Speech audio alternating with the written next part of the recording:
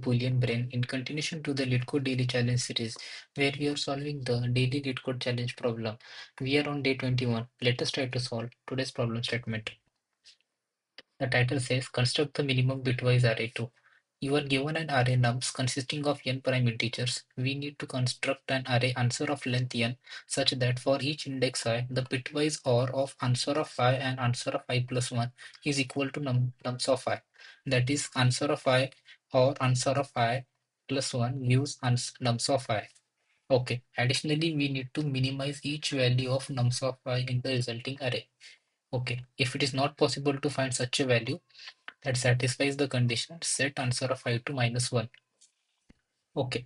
So the problem statement states we have given an integer array nums of some size and we have to find another answer array of similar size wherein each element in this answer array when when we make a OR with the immediate next element of this should give me the corresponding element in nums of I. It basically means for each element of I, we have to find x. When x is OR with x plus 1, we find nums of I. Okay, so this is the basically condition. Let us take a look at constraints. So nums of length is less than equals to 100, which is pretty less. Nums of I is ranging till 10 power 9. Okay, so this is pretty huge. So if you're following the series, yesterday's problem statement, day 20's challenge were exactly similar to today's one.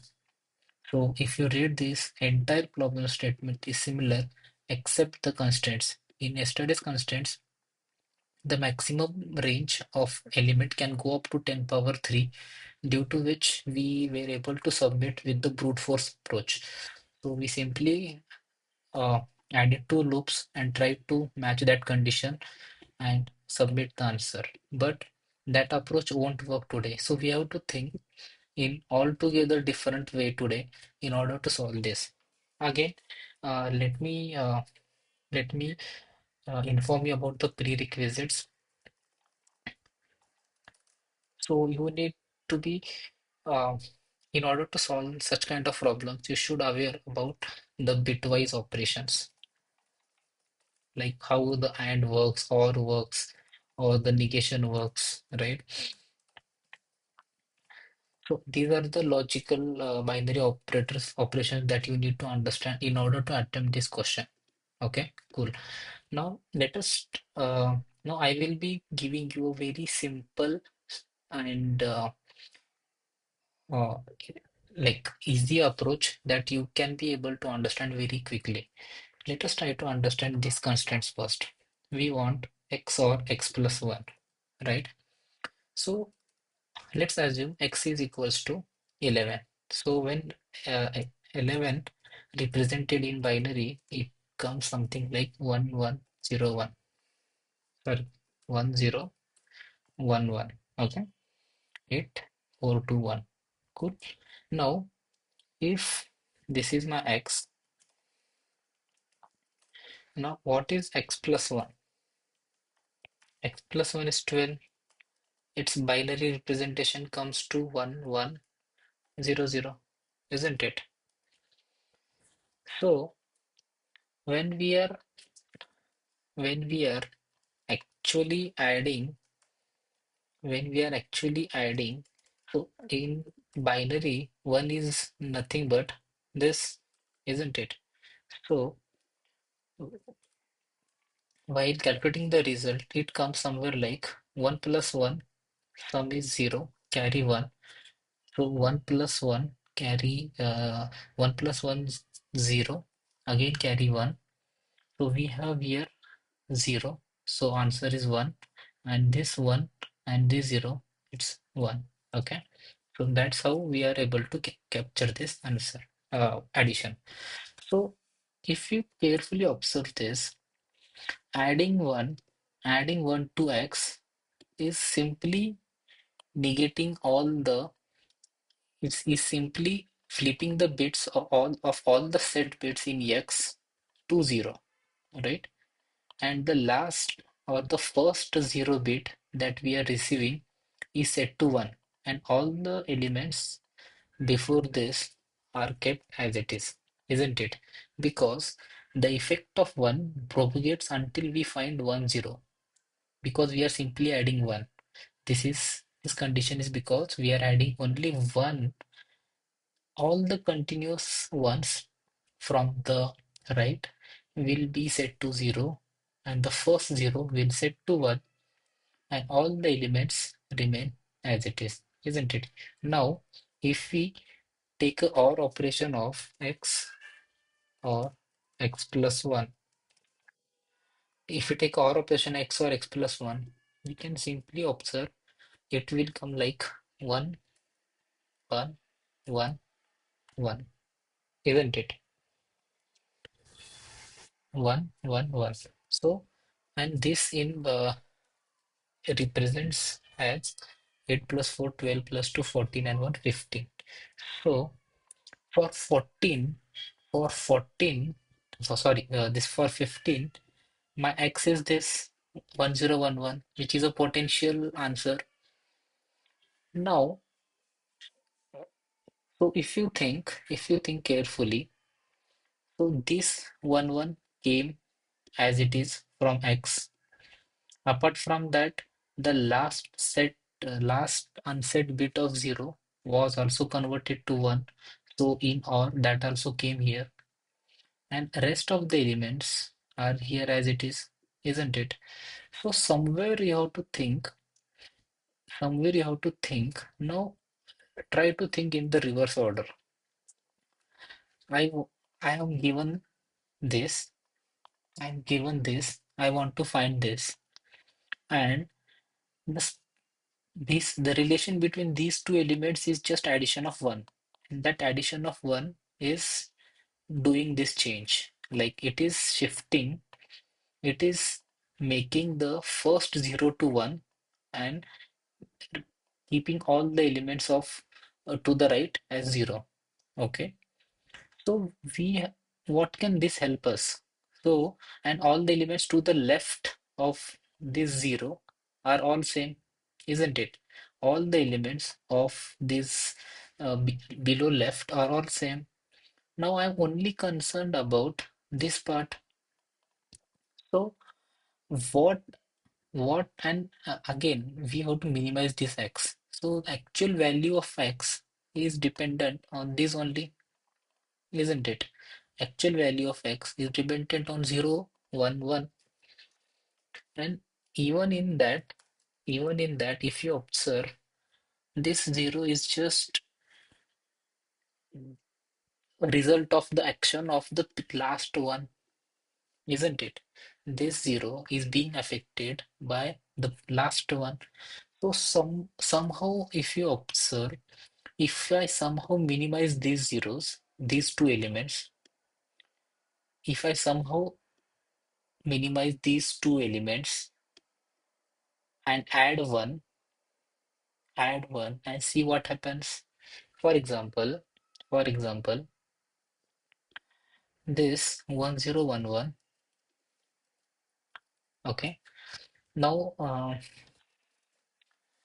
for 1011, okay, forget about now. We have to go reverse, right? We have been, let's say, okay, for x, for nums of I equals to 1011. Let's say nums of I is given as 1011, which is nothing but 11. Okay. Sorry, it might confuse. So I'll write equals to 11, which is binary representation like this. Okay. So if you observe, if you observe in this, so last continuous ones are the ones which are making the decision, isn't it? Last two are important, which are making the decisions. So you can think, you can think of this like, if somehow I want See, the end goal is I want 1011. Okay, I want 1011. Okay, and since I'm splitting at 0, because the effect of ones, I want something like x and x plus 1. And you saw that whenever I'm adding something 1, all the ones, all the effect of adding ones cancels out at 0, isn't it? So this ones, so this ones is nothing but addition of these two. So somewhere I have to come up with logic of, in order to minimize x, I need to work on these two elements such that such that x, or oring of x and x plus 1 should give me this. So what would be that? This position, the last position of 1 when we start from right. Okay. So if I somehow substitute that with 0 and keep the rest as it is. Okay. So this is the element that I'm getting. Now if I add 1 to this, what can I get? 1 plus 1 is 0, carry 1, this 0 as it is, and another 1 as it is, isn't it? So this was 8 plus 1, 9, and 9 got to add in 1, it got to 10. Okay. Now, now if I OR these two, this and this, what can I get? Adding or, okay. If I add, make OR operation, what can I get? Will I get this? Isn't it? 1, 1, this 1 is here, this 0, 0, and 1, 1 or 1, 1. Isn't it? Did I get the answer? Yes, got the answer. So I hope the intuition is clear. If you did not understand, like how did we reach till this, please rewind and go back and watch it once again. You will easily understand. So for a given x, for a given number, in order to find the x, we simply have to substitute the element, last one element with 0. That's it. So our problem statement transforms to substituting the substituting the last one last one position with 0 starting from right. Okay, isn't it? So this is what we need to do. Simple thing. Okay, this is we have to do. Now let us try to convert this into code. And there is one another important corner case. It mentions that we have been given prime numbers. So in the input you can see 2. So 2 is the only prime number which is even, right?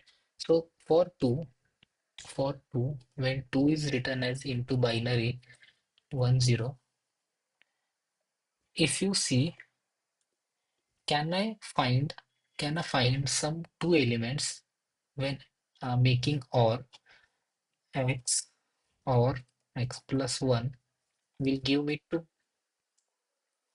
You will never find any x for which making a XOR with the immediate next element will give me 2. Why? Because whenever I'm making a XOR, whenever I'm making a XOR with the immediate next element, the last bit digit cannot be even. Last digit cannot be 0. It should always be 1. Last digit should always be 1. But due to that, for only 2, we cannot have an answer.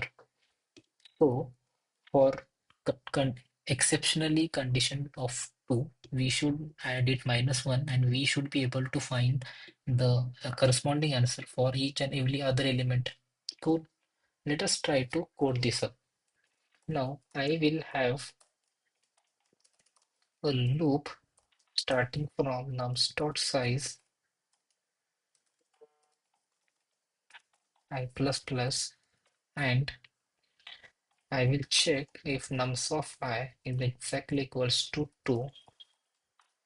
I need to return the answer vector. So I will declare our answer vector first,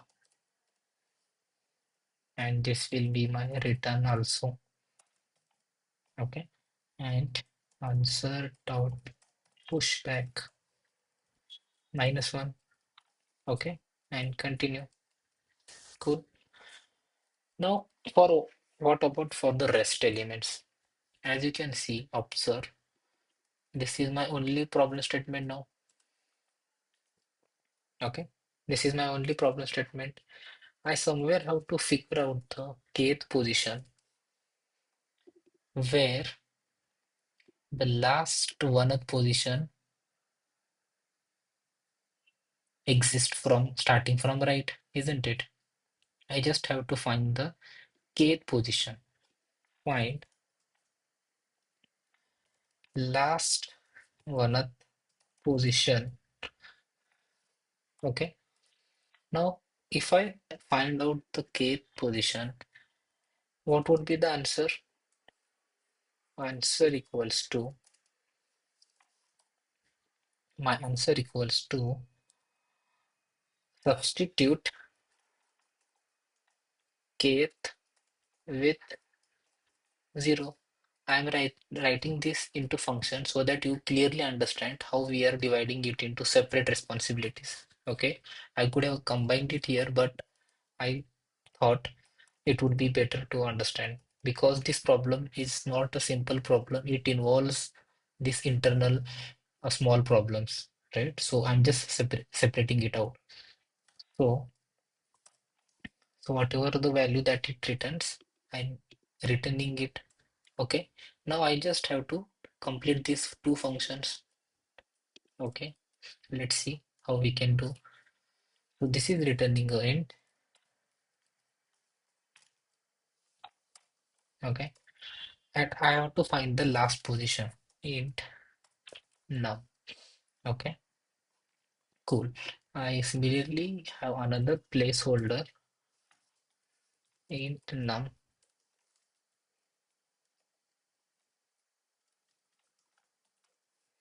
Cool, sure. Now I want to find the last one position. So, so in order to do this, you should be aware of operating on bitwise. So I can simply have a loop while num, sorry, while num and 1 exists. So what does num and 1 gives? Equals to last bit. So this is the technique that you need to understand. How to given a number, how to find the last least significant bit. So we can just AND it with 1 and you will find the last significant bit, LSB of num. Okay. If this exists, I want to initially assign the int k equals to 0, and this would be my return also k plus plus, and at the same time I want to update the num equals to num. Now after finding, for example, 1101, so I checked num and 1 give me 1. Now I want to move to this position. In order to move to this position, I need to basically right shift it. So I simply right shift by 1. Okay, that's how in the next iteration I will be accessing the 0th element. Okay, cool. Now I got the value of k here. Now my next work is to basically substitute the kth value. So I pass nums of I and k. Similarly, I need to pass nums of I here. Okay, now I received int num and int k. Cool. So again, this is a separate problem. Given a number, for example, this given a binary number, how can we substitute? How can we some substitute some bit at the kth position either from left or from right? So in order to substitute that, we have to basically return. We have to basically return the. I want exact same element with substitution of k. For example, k here was 1, right? So I want to, at 1th position, I want to replace 0. So I'll simply add the current num with 1 left shift, 1 left shift k minus 1. Why k minus 1? Because I'm operating at k 1 based indexing. Okay, k minus 1. And yeah, I should also negate this. So for example, you have to now 1 less than, so k is currently 1, so 1 minus 1 is 0, 1 left shift 0 is nothing but 1, and I'm making a negation. The negation of 1 becomes 0, so num and 0, it gives 0, isn't it? Cool. So that's how we should calculate that. Now, now once once we substitute kth element with 0, we should return that and pass it here. Let us try to run this for what values are we receiving. Here it should be k. So the length of video might increase, but this I'm um, not fast forwarding or skipping it because this is how you should also debug in case uh, you are in an interview or solving it on your own. Okay, okay, cool. Let us try to run and check what values are we receiving. Oh, my bad, I forgot to comment this.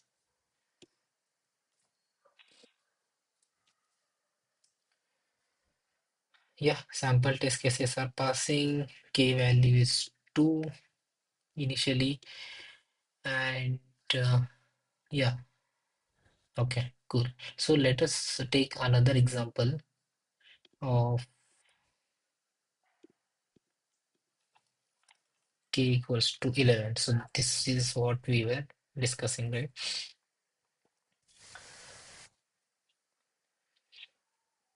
Yeah, so k equals to 11. So the k returned be 2 position. Why 2? Why 2? Because if 11, okay, 11, sorry, 11 should be 1 0 1 1, right? So this is 11.